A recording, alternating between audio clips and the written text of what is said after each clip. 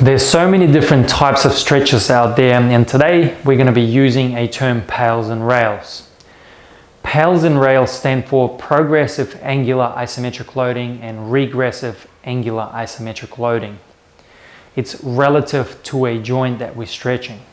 So to give you an example, let's say we want to expand our arm to go behind our ears as far as I can.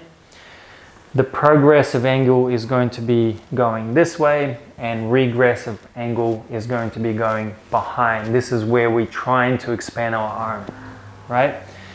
The progressive angular isometric loading is used to create long-lasting changes within the body. So let's say we just passively stretch all the time, no intention made, no tension, and we're just breathing. This is called flexibility. We're trying to manipulate our tissue by using an object, or if someone is stretching us into that position.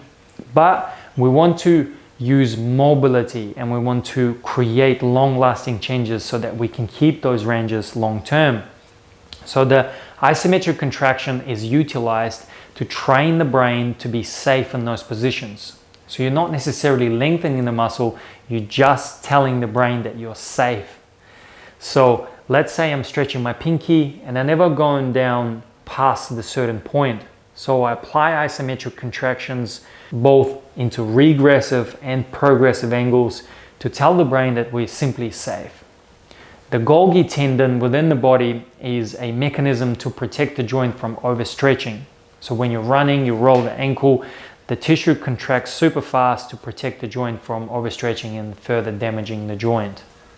If we never had the Golgi tendon, we just flop around like balloons in the air. So the isometric contractions are the safest ways to create tension, and it's done in a way where you can basically monitor how much tension you apply.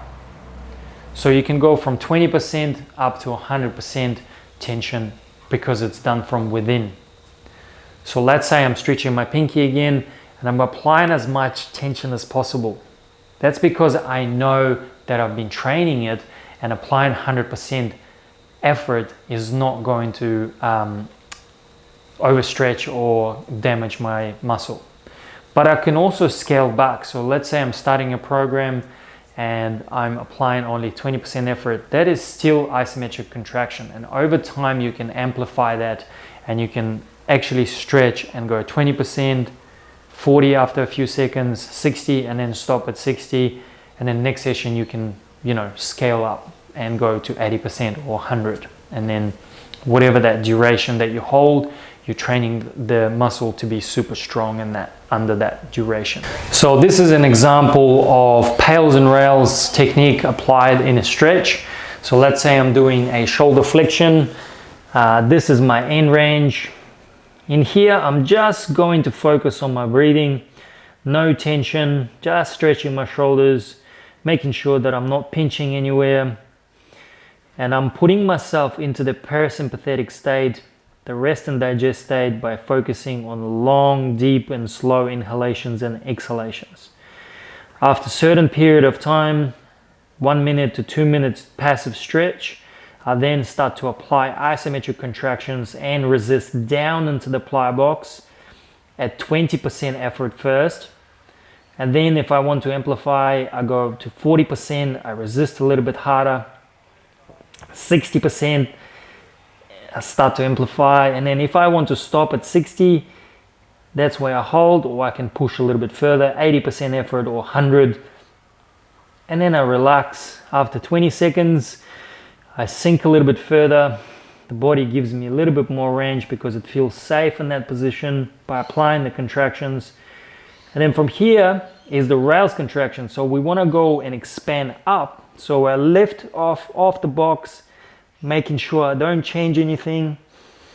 I hold at 100% intensity because I'm trying to expand and create long-lasting changes. And then I relax and I change sides. I elevate on my opposite side, hold for about 20 seconds, then I relax, and then I sink a little bit further, inhale, and then I see how I can go a little bit further into that stretch because the body feels safe.